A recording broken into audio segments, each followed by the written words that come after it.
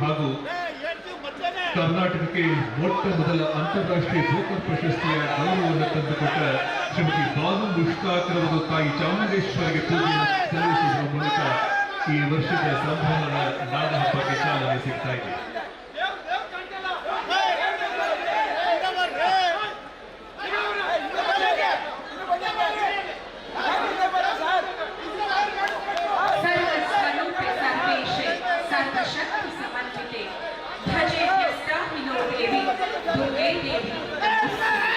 ತಾಯಿ ಚಾಮುಂಡಿ ಶಕ್ತಿ ದೇವತೆಯಾಗಿದ್ದು ಆ ತಾಯಿಗೆ ಪೂಜೆಯನ್ನ ಸಲ್ಲಿಸಿ ಪುಷ್ಪಾಂಜಲಿಯನ್ನ ನೆರವೇರಿಸಿ ಪುಷ್ಪಾರ್ಚನೆಯನ್ನ ಮಾಡುವ ಮೂಲಕ ಈ ವಿಶೇಷ ಮೈಸೂರು ದಸರಾ ಮಹೋತ್ಸವ ಇದೀಗ ಚಾಲನೆಗೊಳ್ತಾ ಇದೆ, ಪ್ರಾರಂಭವಾಗ್ತಾ ಇದೆ.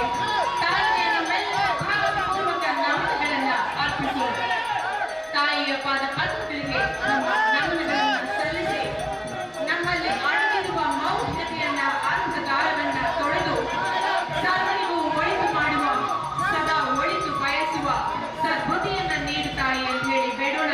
ತಾಯಿ ಚಾಮುಂಡಿಯ ಆಶೀರ್ವಾದವನ್ನ ಬೇಡೋಣ, ಬೇಡೋಣ. ತಾಯಿಯಲ್ಲಿ ಪ್ರಾರ್ಥಿಸೋಣ.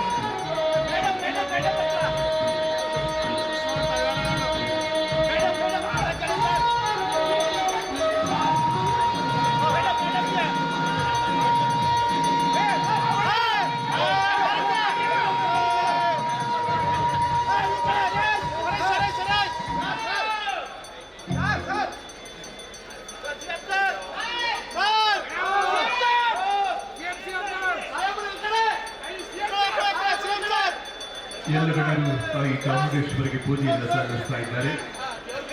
ನಾಡು ಸುಭಿಕ್ಷವಾಗಿರಬೇಕು, ಶಾಂತಿ ನೆಲೆಸಬೇಕು, ಸರ್ವತೋಮುಖ ಏಳಿಗೆ ಆಗಬೇಕು ಅನ್ನೋದು ಇಡೀ ಜನಸ್ತೋಮದ ಬಯಕೆ.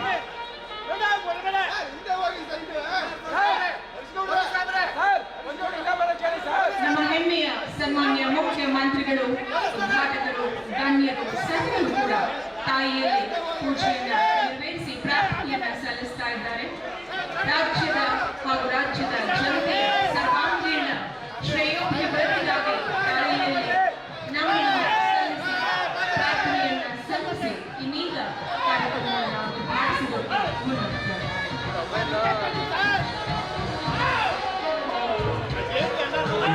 ಆರಂಭವಾಗುವ ಈ ನಾಡಹಬ್ಬ ದಸರಾ ಅಕ್ಟೋಬರ್ ತಿಂಗಳ 2ನೇ ತಾರೀಕಿನವರೆಗೂ ಬಹಳಷ್ಟು ವಿಜೃಂಭಣೆಯಿಂದ ನಡೀತಾ ಇದೆ.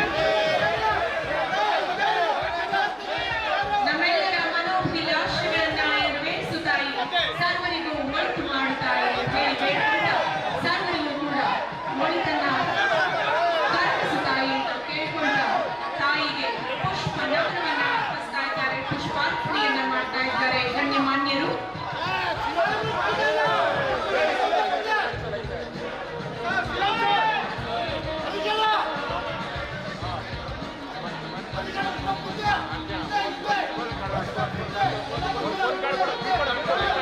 ಇಂಟ್ರೆಸ್ಟಿಂಗ್ ಮತ್ತು ಇನ್ಫಾರ್ಮೇಟಿವ್ ವಿಡಿಯೋಗಳನ್ನು ಮಿಸ್ ಮಾಡ್ಕೋಬೇಡಿ. ಈಗಲೇ ಸಬ್ಸ್ಕ್ರೈಬ್ ಮಾಡಿ.